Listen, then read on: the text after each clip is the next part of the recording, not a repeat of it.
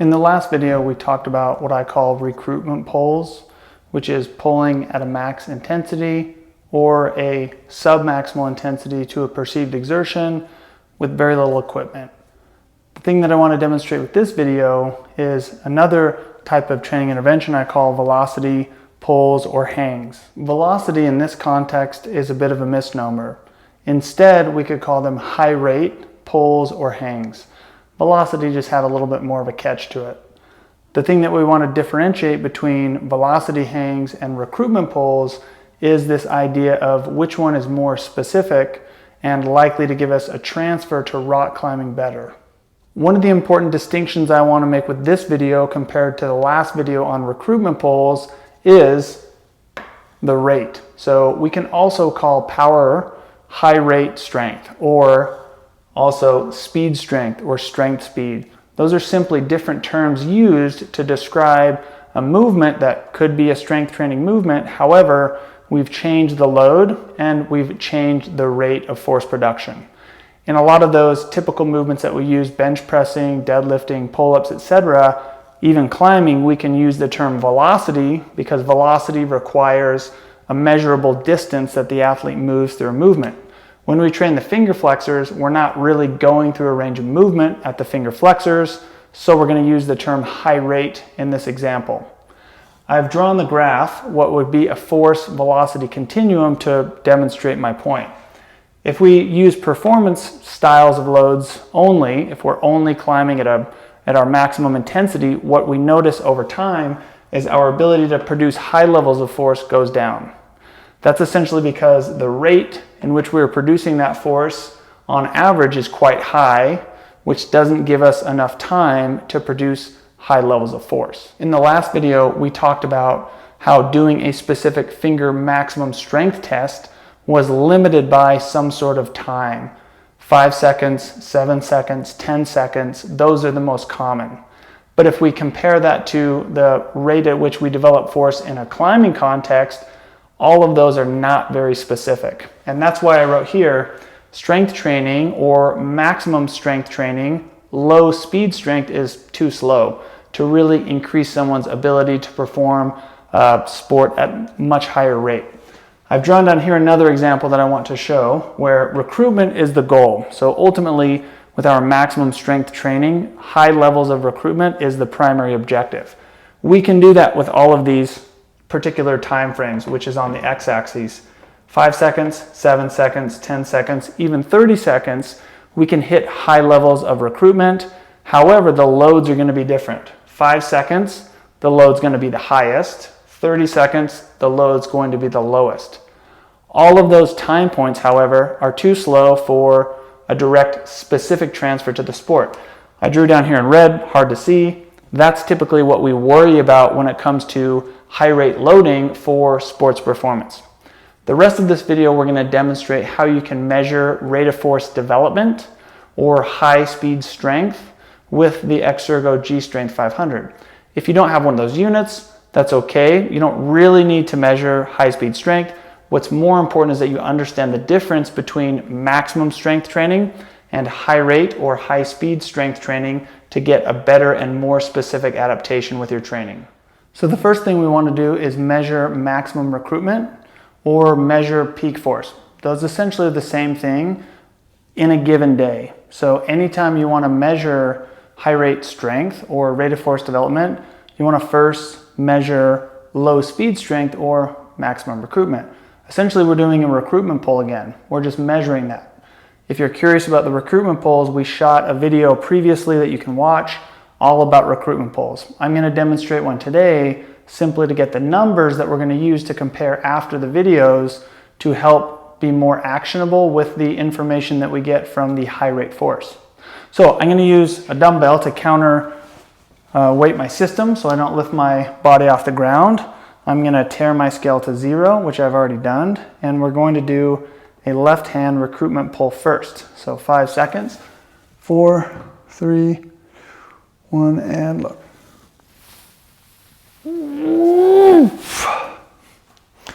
So left hand peak force, 178, which was the same as the highest on the recruitment pull video last week.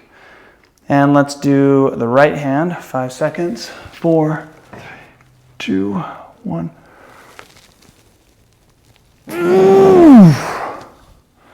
Right hand, 175. Let's go. So I believe they're both the same height that they were last week with this particular test. So next, we're going to measure high rate force.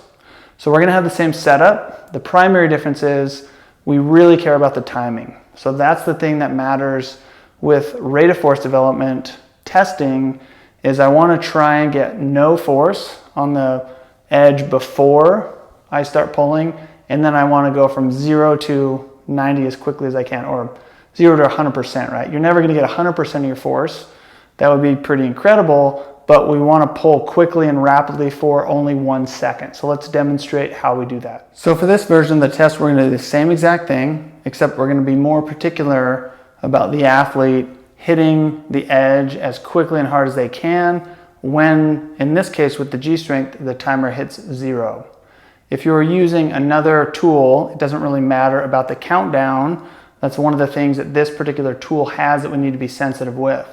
If I'm using another application called Serial, which is just a raw string of numbers that reads data in live time, I don't need to worry about the countdown. But more importantly is that you have the athlete set up, arm overhead, they're getting no force on the edge before, and then they're going to hit it as quickly as they can for 1 second. Typically, we'll have athletes do maybe 4 to 5 repetitions per side with adequate rest between, 20 to 30 seconds between. We're going to take the average of the best 3. Any ones that seem totally out of whack, or the ones that are not representative of the data, we want to get rid of those, and we want to keep the 3 that are more similar, and we want to take the average to get a really good DSI metric. So let's go ahead and measure that. I'm going to grab the same edge, same weight, and we're going to do a countdown. This one I'm going to be a little bit more particular though about how we do it. So 5 seconds. 4, 3, 2, 1. That's it. So we really want them to hit the edge quickly and hard, only for a second, and we want to get that readout. So let's do another one let's do one on the right side. 5, 4, 3, 2, 1. That's it. Okay, so let's do a second set of velocity pulls to get a readout, just so we can demonstrate it again. We're going to do a countdown of 5, 4, 3, 2, 1. That one at 250 milliseconds hits 160, so 160 pounds of force. Let's do that on the right arm. 5, 4, 3, 2, 1. Sorry about the weird noises. And that one hit 155. So we're going to go through, and I won't video them, but I'm going to go ahead and do 3 more. Then I'm going to take out the outliers of the data set. I'm going to average the other 3, and then we're going to talk about how to use that information and compare that with your peak force number and be actionable with that data. Now that we've demonstrated how to measure maximum force on the fingers and high rate force, now we're going to talk about how it can be actionable with that information. So maximum force, 178 on the right, 175 on the left on a 20 millimeter edge. Remember, that particular test was not limited by time. I give myself a 5-second time period to develop force. Typically it happens sooner than that. All we care about is that peak force number. If we add those together, we get a 2-arm sum of 353. High rate forces, right hand 160, left hand 155. So something to point out is notice how those are lower than my peak force measurements, right? In this context, I use the measurement of 250 milliseconds. A lot of times with high-level athletes, I will use 100 milliseconds. That definitely requires a strain gauge that measures at a very high frequency that doesn't take out any of the noise by trying to smooth out the numbers. So you need raw numbers to be able to measure that quickly. However, I added these together at 250 milliseconds, giving me 315. So if I was going to quantify my dynamic ability, or what percentage of this can I use quickly, the number is 0.89 or 89%. So what I do is I take 315 and I divide it by 353.